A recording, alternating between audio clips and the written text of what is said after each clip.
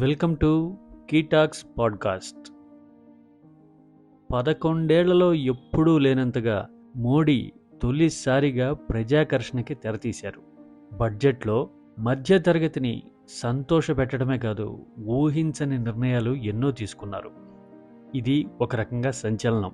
మోడీ ఇప్పటి వరకు 2 దఫాలుగా అధికారంలో ఉన్నప్పుడు కానీ, కొత్తగా 6 నెలల కిందట అధికారంలోకి వచ్చిన తర్వాత కానీ, జనాల్ని ఉత్తేజపరచడం కోసం, బీజేపీ అభిమానుల్ని సంతోషపెట్టడం కోసం ఎమోషనలైజ్ చేయడం చూసాం కానీ, ఆర్థిక రంగంలో మాత్రం ఇంతటి విప్లవాత్మక నిర్ణయాలు తీసుకోవడం అనేది తొలిసారిగా చూస్తున్నాం.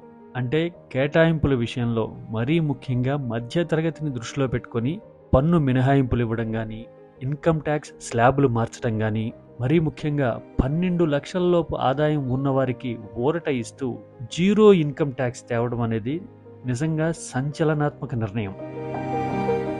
12 లక్షల పైబడి 16, 18, 20 లక్షల ఆదాయం ఉన్నవారికి కూడా ఆన్ యావరేజ్ కనీసం 2 లక్షల మేర ఊరట కలిగేలా ఆదాయపు పన్ను స్లాబులు మార్చడము, ఆ తర్వాత ఇన్కమ్ ట్యాక్స్ చట్టాన్ని కూడా పూర్తిగా సరళీకరిస్తాము అని చెప్పడం చూస్తుంటే మోడీ ఆకర్షణ వైపు దృష్టి పెడుతున్నట్టు కనపడుతోంది.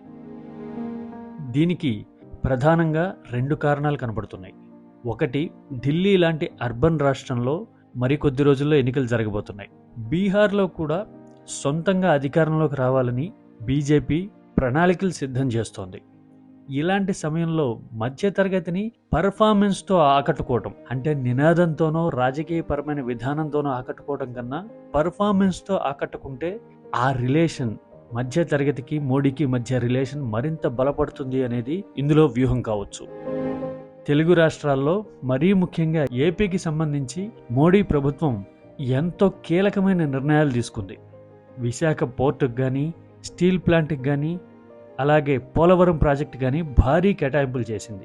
ఆ లెక్కలో ఒకసారి చూస్తే పోలవరం ప్రాజెక్టు కోసం 18,000 కోట్లకు పైగా కేటాయింపులు చేసింది.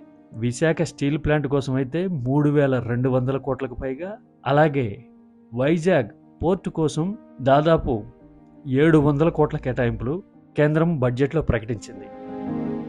వైద్య ఆరోగ్యం, రోడ్లు, వంతెనలు, సేంద్రియ వ్యవసాయం లాంటి రంగాలన్నీ తీసుకుంటే మరో 1,200 కోట్లు నేరుగా ఏపీకి కేటాయింపులు చేసింది.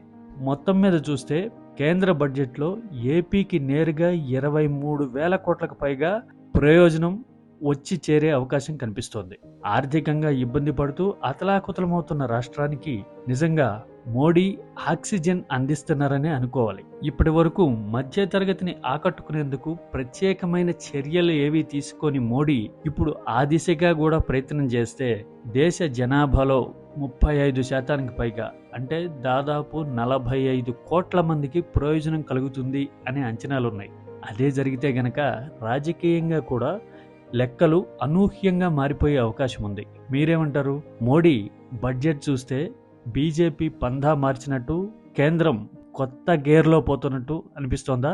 మోడీ బడ్జెట్ మీదే కాదు, ఏపీకి సాయం మీద కూడా మీరేమంటారు? మీ అభిప్రాయాన్ని కామెంట్లో చెప్పండి. Don't miss కీటాక్స్.